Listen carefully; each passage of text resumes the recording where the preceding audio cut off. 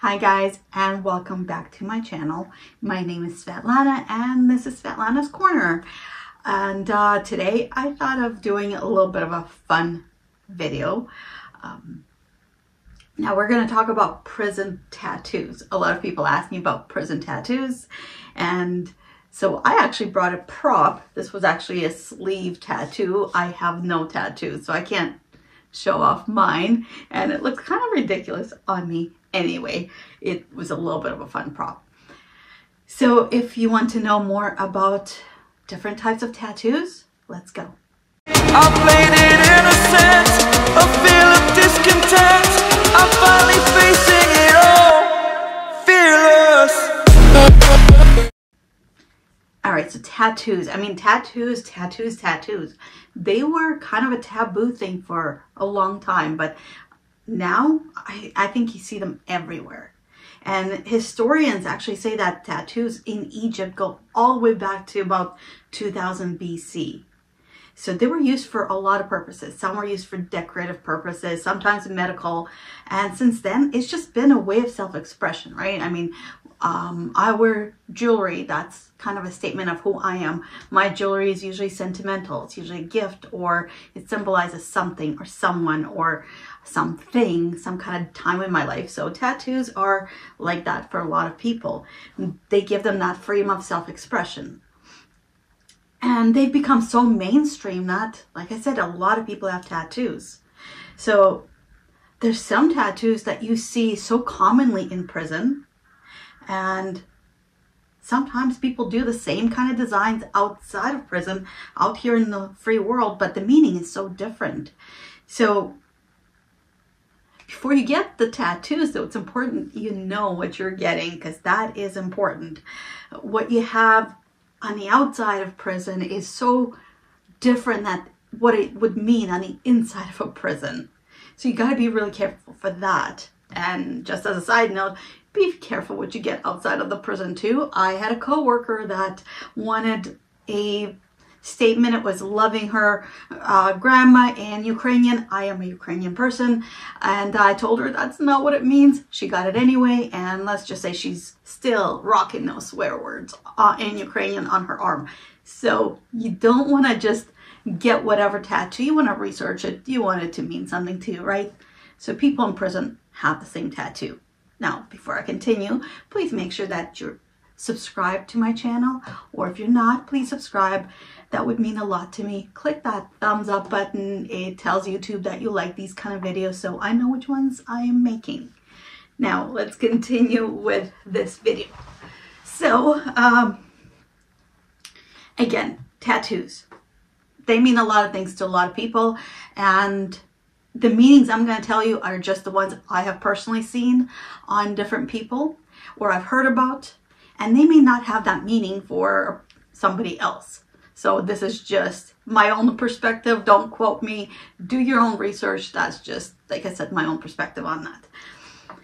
So, like I said, my guy has a lot of tattoos. He does. And he has a lot of Twin Tower tattoos. He's from New York. You know, the Twin Towers, 9/11, that is sentimental to him. Now, if I got that, really wouldn't make sense. So again, tattoos are such a personal thing to different people, and their meaning is very personal too. So I'm going to focus specifically on the tattoos I have commonly seen in prison, or I've known people that have them, or just known people that have told me about them. I'm going to try to stay away from controversial topics. So again, just trying to keep this PG-13 as much as I can. Now, let's talk about some of these. So one common one you see a lot is 1488, 1488. And you can see that anywhere on the body. Sometimes you see that separately, like a 14 or an 88. So this number is typically found on the white supremacist inmates. The reason for that is 14 actually represents 14 words, which is a quote by a Nazi leader by the name of David Lane a long time ago. And it says, "We must secure the existence of our people and a future for white children. So that's where that quote comes from. That's 14 words. That's the number 14. And 88 is a shorthand. 8th letter of the alphabet is H. So H, Heil Hitler. I come from a family of Holocaust survivors. So if you don't know what that means, look it up. But yeah, you'll see that tattoo commonly in the supremacy gangs or inmates that are into that lifestyle. Another one that I commonly see is a clock with no hands. And that usually represents doing time, a lot of time. Because you've got a clock, there's no hands on there. It's a long time. AB.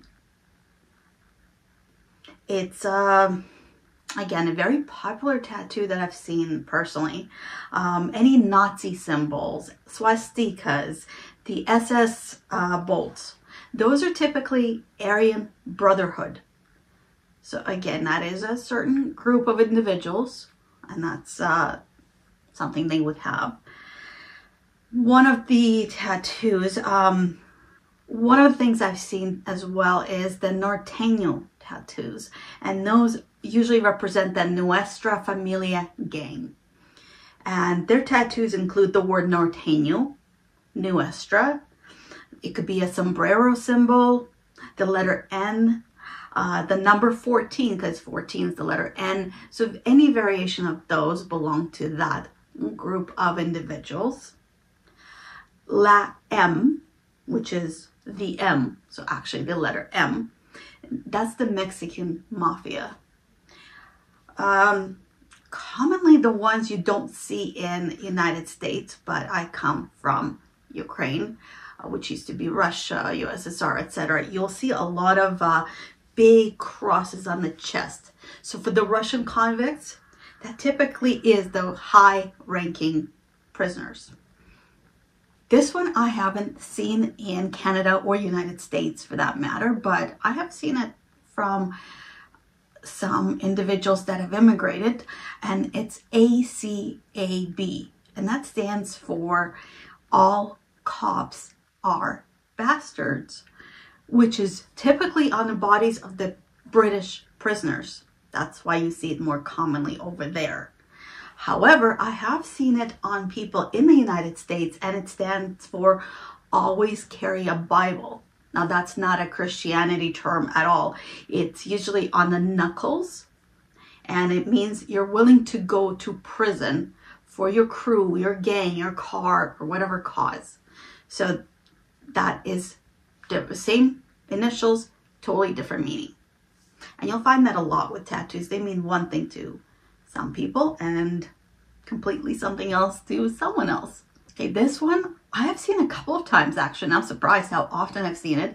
And it's EWMN, which stood for evil, wicked, mean, nasty.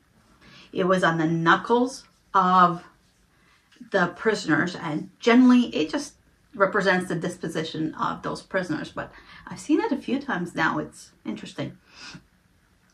A common one is playing cards, a deck of cards, anything like that. That usually is an inmate who likes to gamble or somebody who sees life as a gamble. Now we're going to get into, again, a very popular one, and that's a 5-point crown. A 5-point crown is an official symbol of the Latin kings. So it represents allegiance and protection in that gang, which is typically a Hispanic gang, the 5-pointed crown. And with that, it's also common to have different symbols for the MS-13, which is an El Salvador gang. So any variation of 13, the X3, which is X is a Roman numeral 10, so 13 that way. It represents the letter M, 13th letter, and we already talked about that one. So a lot of those affiliations tend to have the letter M in them. So MS-13, you'll see the letter M, you'll see the 13, or any variations of that. So another group of individuals, we can talk about Bloods and Crips. Those two gangs are pretty prevalent in a lot of facilities. So typically Bloods have the actual word on them. They could have a 5-pointed star or a crown. They could have a street name, because a gang is not always all one gang. Sometimes there's subsets of the gang. So you might have the street name where that subset is from. You might have certain weapons on the person as a tattoo. You can have a tear, you can have a blood drop anywhere in the body. Sometimes it is a pit bull, or just even the letter B. Those are typically a blood gang tattoos. If you're talking about Crips, they substitute the B and they use a C instead. And they use a 6-pointed star instead.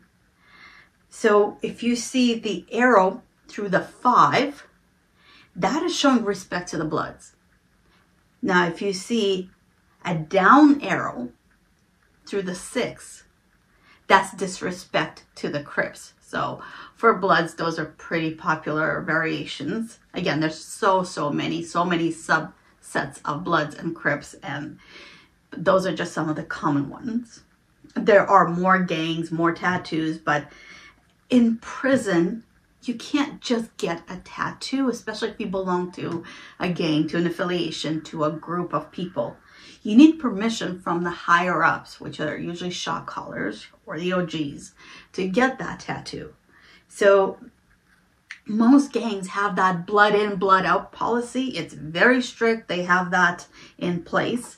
So to get into that affiliation, you need to get blood out of someone. That means you got to put in some work. Again, this is just not my opinions in here. I'm just stating some of the facts, some of the things I've seen on there. So to get that permission, you have to put in the work. You got to earn it, and then you can get that tattoo.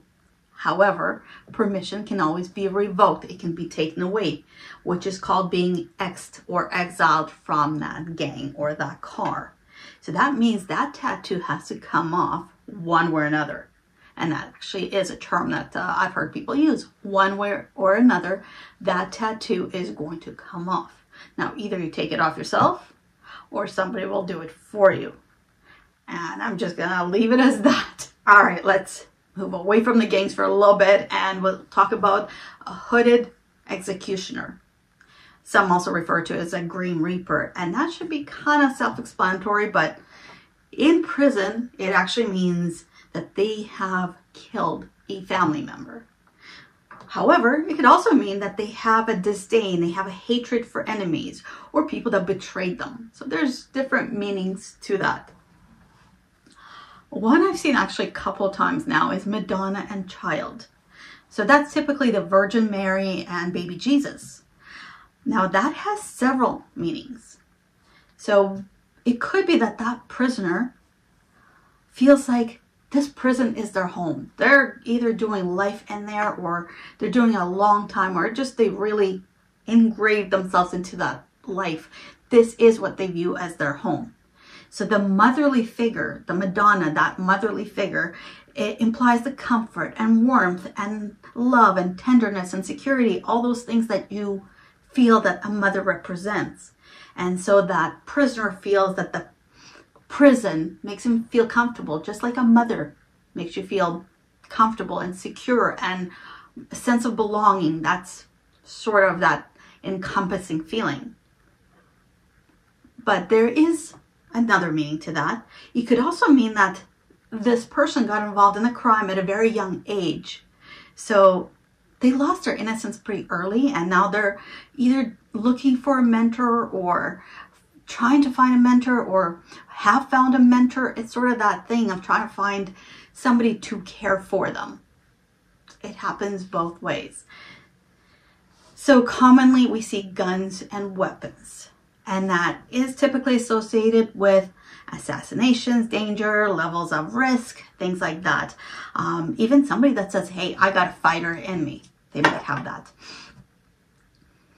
Chains. Commonly you see chains, and that's associated with slavery, oppression, and isolation. And If you see broken chains, that represents freedom, overcoming the odds. I've seen a lot of broken chains on people lately. And a lot of those people have really believed in their innocence or getting out of prison. So anyway, I digress. Lock and key. That is actually a popular one in prison as well as outside of prison. So usually that means undying loyalty between couples. So maybe one person has the lock and key on them, and maybe one person has a lock and the other has a key, something like that. There's so many different variations, but that's what it means. Those are usually love-related tattoos, and they could be on one person, they could be between the couple. So next is Norse pagan tattoos. I've actually seen a lot of it. A friend of mine has a pagan tattoo. A lot of people think they're really, really cool. But unfortunately, a lot of neo-Nazi groups, they have started to copy them. So in some prison, they have gotten that connotation, but that wasn't the original meaning of the pagan tattoos. However, in prison, you'll typically see a lot of Thor's hammer, which is a symbol of strength. A friend of mine, actually, that I am talking about, he's got the Thor's hammer on him. So those, many others, those are pretty common on a lot of yards, seems to be.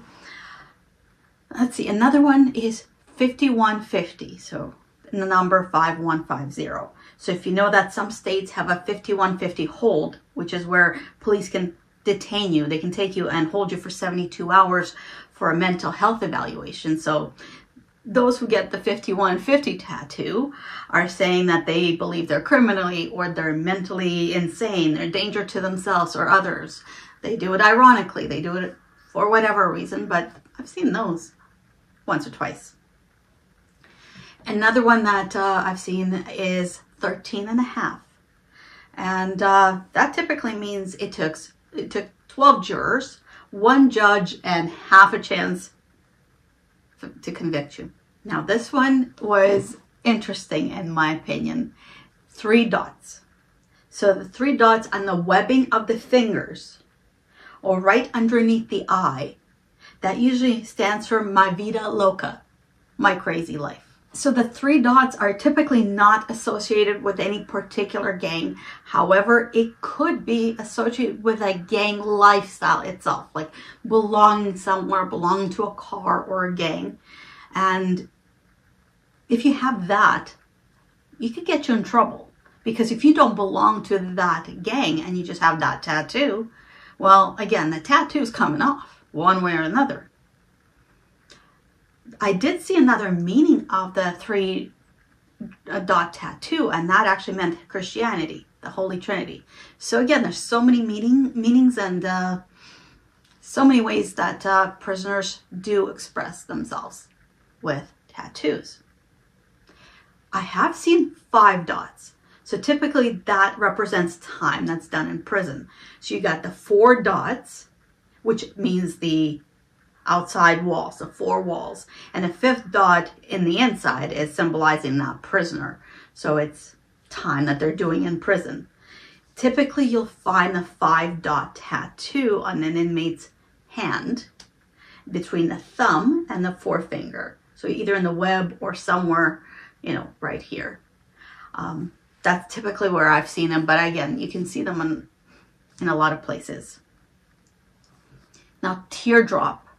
You see that a lot in movies these days, or at least I think I've seen them in movies and shows and all that stuff. So let's talk about the teardrop. So that meaning varies so much, and they definitely vary by geography.